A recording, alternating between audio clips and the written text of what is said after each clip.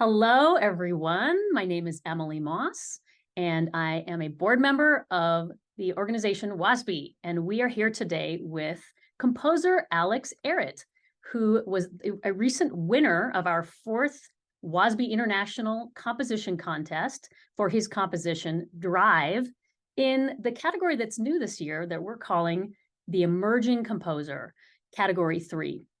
Welcome, Alex. So great to have you here today. Yeah, thank you. It's very nice to meet you. So we're going to just go through a few things about your background and the piece. And actually, let's start with your background. Tell us a little bit about yourself and how you came to be a composer.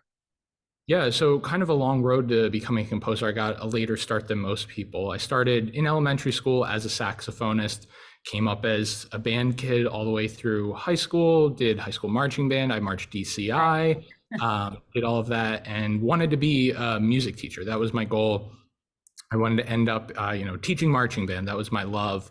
And then when I got into college, I kind of really fell in love with the academic environment and being in a music program that way. So I just started writing music on my own and really fell in love with it. I liked the whole process of just creating something new. I was kind of tired of being in a practice room all the time, practicing pieces over and over. I was like, well, I want to create something. That's my goal. So I started taking composition lessons and ended up going on for my master's and doctorate in composition as well.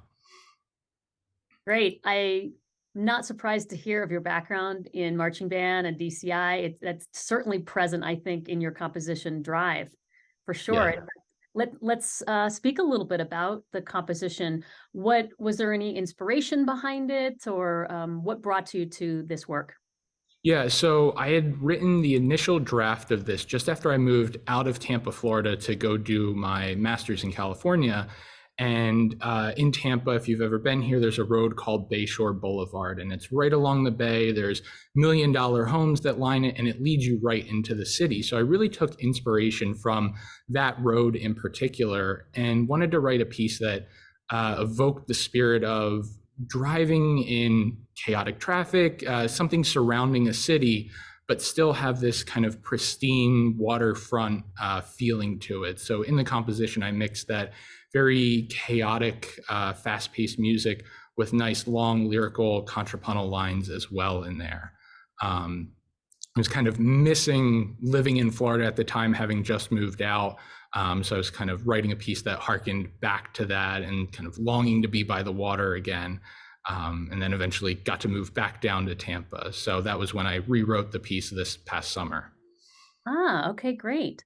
So typically our composition contests, the categories are based on grade level of the piece, but this category being slightly different, what would you say is the grade level of this piece, Drive?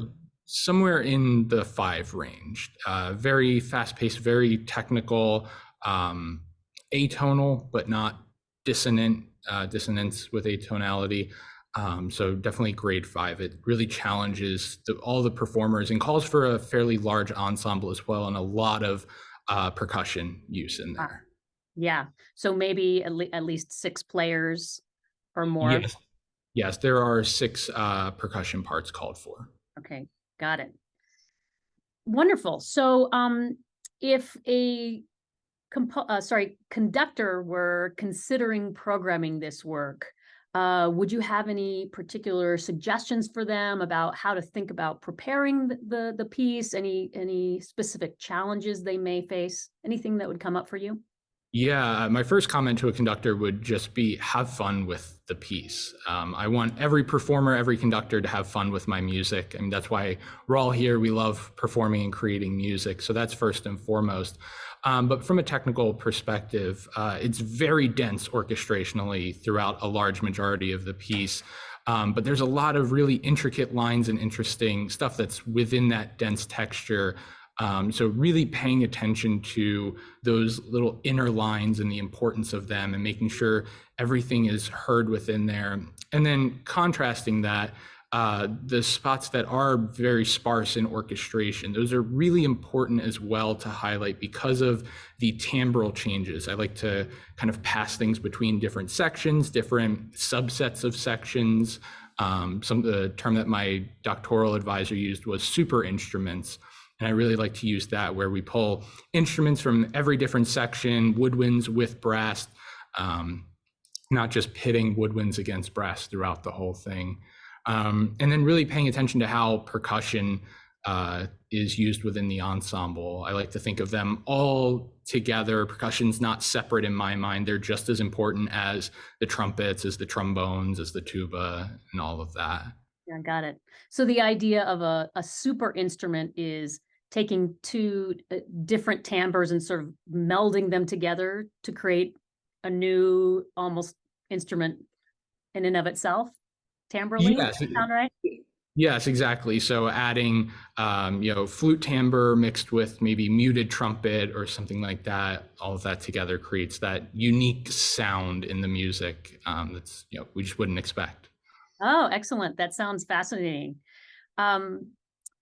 So are there any new projects you're working on these days? Any commissions or other works that are coming up for you?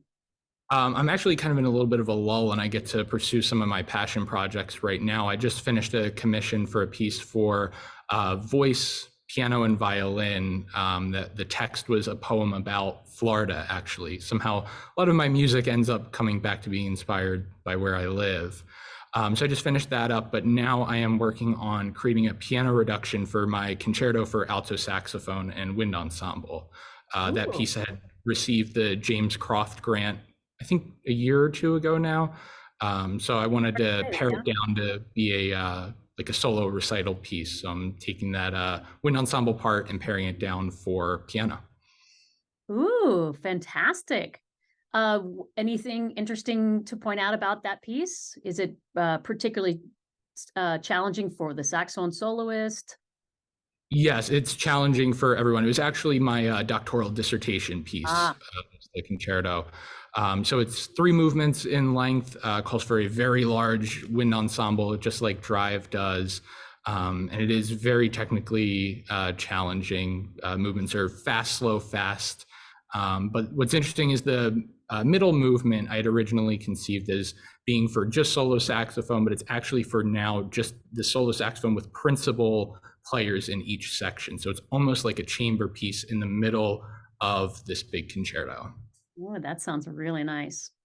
Yeah, it's very fun. So if a conductor were interested in reaching out to you, if they were programming one of your works, would you entertain that? What's the best way to get in touch with you? That sort of thing, to collaborate.